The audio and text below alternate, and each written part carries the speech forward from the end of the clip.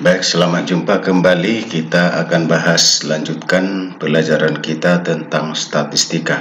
Kali ini akan kita bicarakan bagaimana caranya untuk menentukan data-data yang dikumpulkan itu akan disusun ke dalam bentuk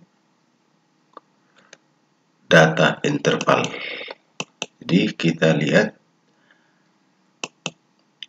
kalau ada data seperti ini, sudah kita kumpulkan datanya seperti ini, ya. Mau kita susun dalam bentuk data interval kelas.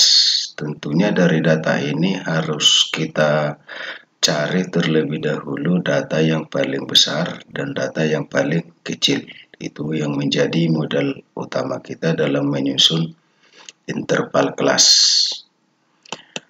Nah, jadi kalau sudah dapat itu, maka yang pertama kita tentukan dulu jangkauan, yaitu data terbesar dikurangi data yang terkecil.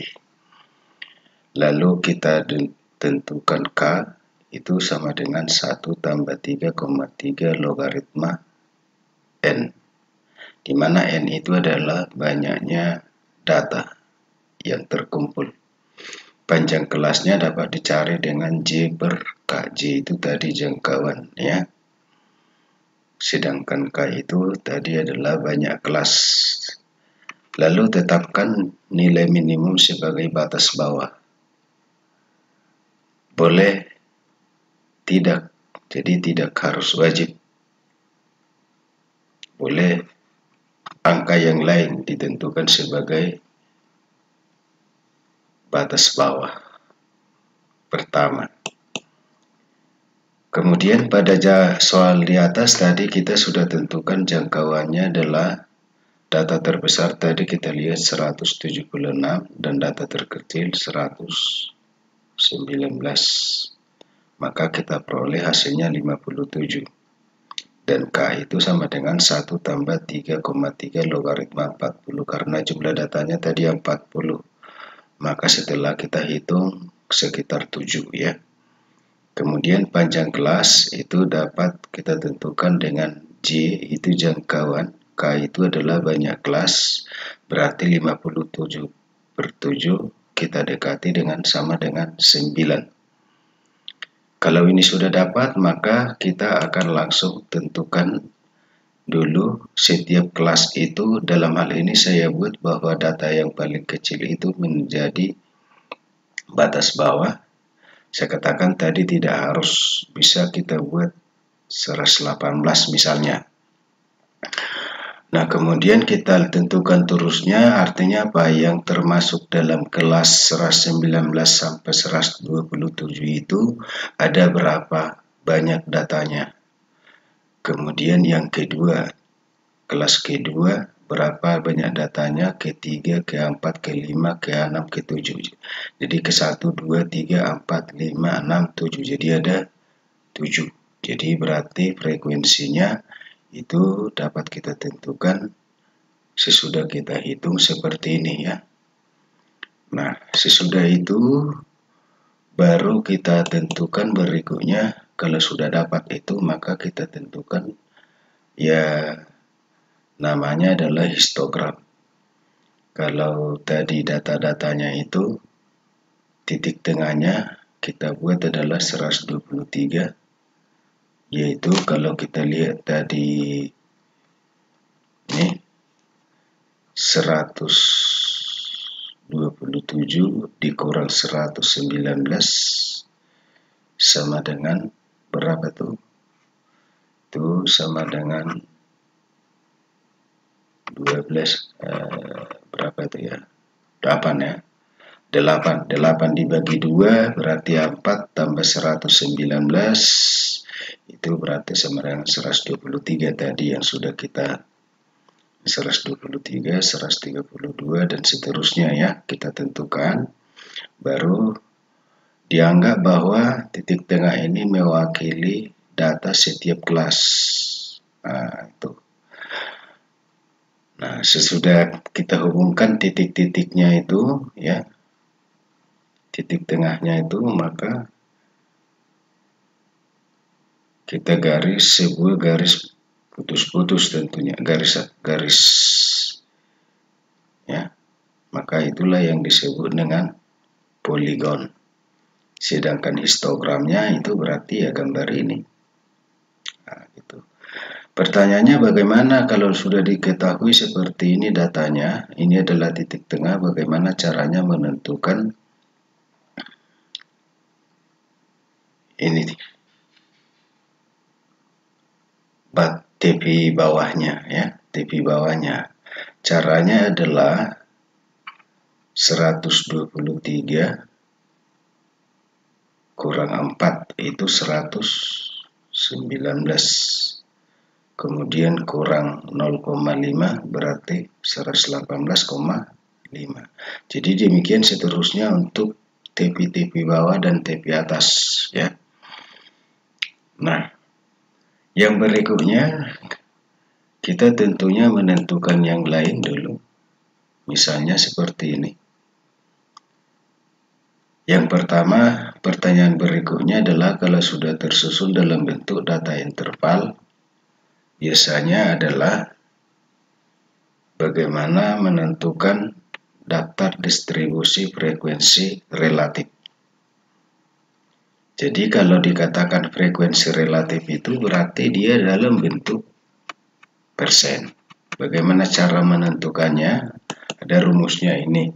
Frekuensi relatif adalah frekuensi kelas dibagi dengan banyak data n dikali dengan 100%. Jadi sesudah kita hitung ini jumlah datanya tadi adalah 40. Berarti 3 dibagi 40 dikali 100%, maka kita dapat 7,5%. Ini misalnya 6/40 kali 100% 15%. 10/40 dikali 100% 25%. 11/40 dikali 100% 27,5%.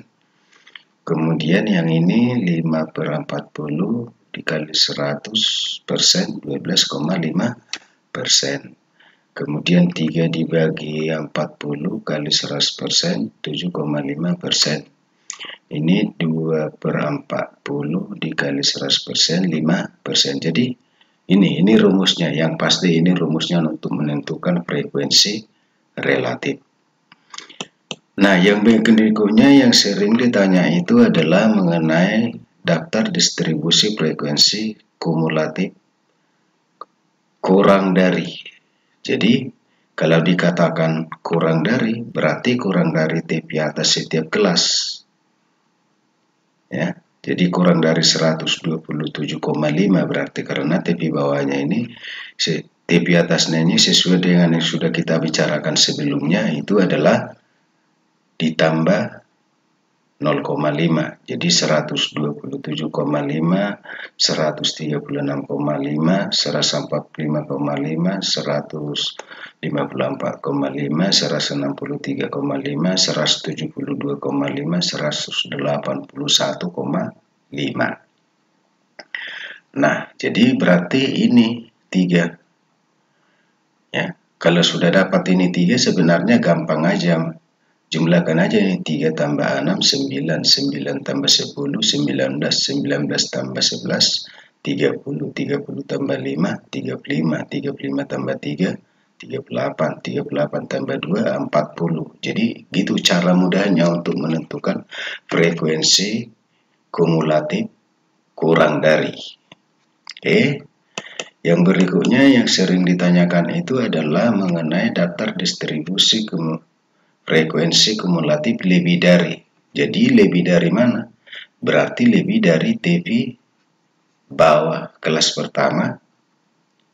Berarti ini semua lebih dari 118,5 kan gitu ya. Berarti dijumlahkan semua. Ya.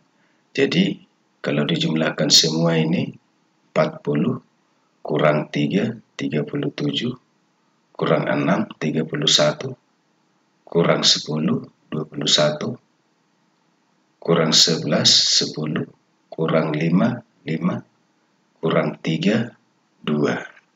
Atau bisa kita buat dari bawah. Dari bawah, kalau dari bawah berarti 2. 2 tambah 3, 5. 5 tambah 5, 10. 10 tambah 11, 21. 21 tambah 10, 31. 31 tambah 6, 37. 37 tambah 3, 40. Jadi baik dari atas maupun dari bawah bisa kita tentukan frekuensi kumulatif lebih dari. Oke. Nah, selanjutnya kita lihat lagi. Kalau dikatakan daftar distribusi frekuensi kumulatif relatif, berarti persentase dari yang tadi yang sudah kita susun tadi, ya, dari frekuensi kurang dari. Jadi 3/40 kali 100%, 7,5%. 9/40 kali 100%, 22,5%. 19/40 kali 100%, 47,5%. 30/40 kali 100%, 75%. 35/40 kali 100%, 87,5%. 38/40 kali 100%, 95%. 40/40 dikali 100% berarti 100%. Nah, yang berikutnya yang sering ditanya itu adalah daftar distribusi frekuensi kumulatif relatif lebih dari, sama. Jadi ini dibagi 40. Jadi 40 dibagi 40 kali 100%, 100%. 37/40 kali 100%, 92,5%. 31/40 kali 100%, 77,5%. 21/40 kali 100%, 52,5%. 10/40 kali 100%, 25%. 5/40 kali 100%, 12,5%. 2/40 kali 100%, 5%. Jadi begitu. Kalau namanya relatif, berarti dalam bentuk persen. Nah, jadi itu aja dulu untuk pertemuan kita hari ini. Tetap semangat. Pada pertemuan berikutnya nanti kita akan membicarakan banyak hal lagi. Saya akhiri sampai di sini aja. Selamat malam.